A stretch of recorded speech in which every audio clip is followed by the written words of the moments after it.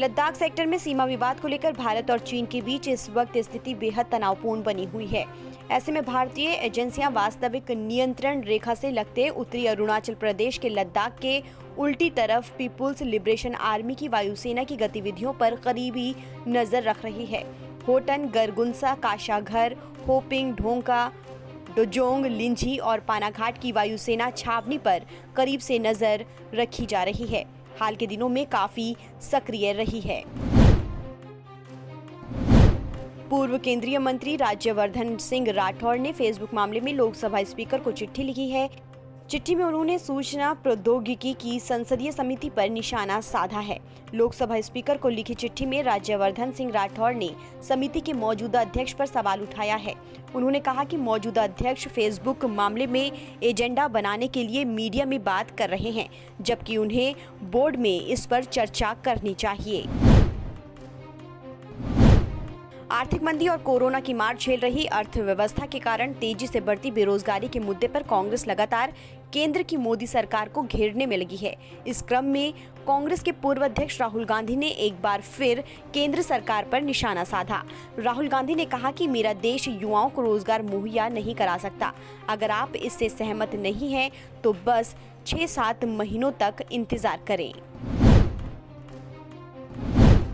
राजस्थान की सियासी लड़ाई खत्म हो गई है। अशोक गहलोत की सरकार से संकट खत्म हो गया है। इस बीच राजस्थान कांग्रेस के प्रदेश अध्यक्ष के पद से हटाए जाने के बाद गुरुवार को पहली बार पूर्व उप मुख्यमंत्री सचिन पायलट जयपुर में प्रदेश कांग्रेस के दफ्तर पहुंचे और पूर्व प्रधानमंत्री राजीव गांधी को श्रद्धांजलि दी। लेकिन खास बात यह है कि इस कार्यक्रम में मुख्यमंत्री अशोक गहलोत को आना था, लेकिन अचानक गहलोत का आना कैंसिल हो गया। आरजेडी अध्यक्ष लालू प्रसाद यादव के समधी और विधायक चंद्रिका राय ने पार्टी का साथ छोड़ दिया है।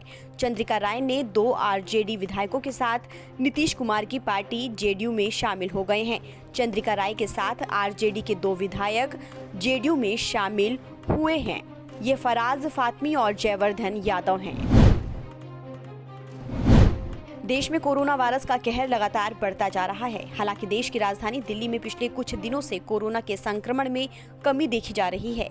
इस बीच नए सीरो सर्वे में खुलासा हुआ है कि दिल्ली के 29.1% लोगों में कोविड-19 एंटीबॉडीज पाई गई है। दूसरे सीरो सर्वे की रिपोर्ट जारी करते हुए दिल्ली के स्वास्थ्य मंत्री सत्येंद्र जैन ने कहा कि देश की राजधानी दिल्ली में 1 से 7 अगस्त तक सीरो सर्वे सैंपल लिए गए थे। देश के जाने माने वकील प्रशांत भूषण कोर्ट की अवमानना के मामले में सुप्रीम कोर्ट में सुनवाई हुई। इस बार सजा पर सुनवाई हो रही थी।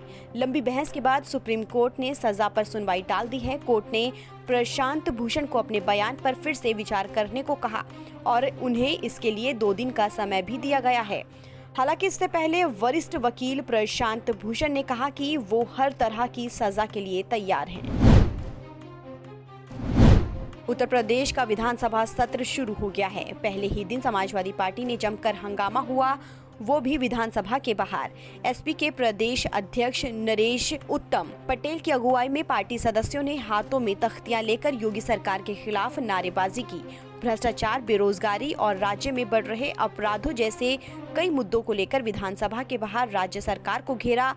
कुछ विधायक गेट नंबर 2 पर चढ़ते भी नजर आए।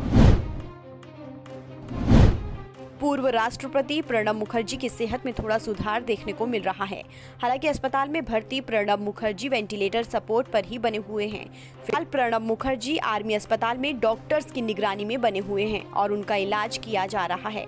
अस्पताल के डॉक्टर्स ने जानकारी देते हुए बताया कि पूर्व राष्ट्रपति प्रणब मुखर्जी के श्वसन मापदंडों में थोड़ा सुधार देखने को मिला है।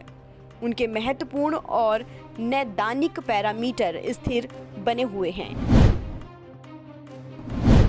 सप्ताह के चौथे कारोबारी दिन यानी गुरुवार को भारतीय शेयर बाजार में गिरावट देखने को मिली। वैश्विक बाजारों में बड़े पैमाने पर गिरावट के बीच घरेलू बाजार में भी सेंसेक्स गुरुवार को 349 अंक लुढ़क गया।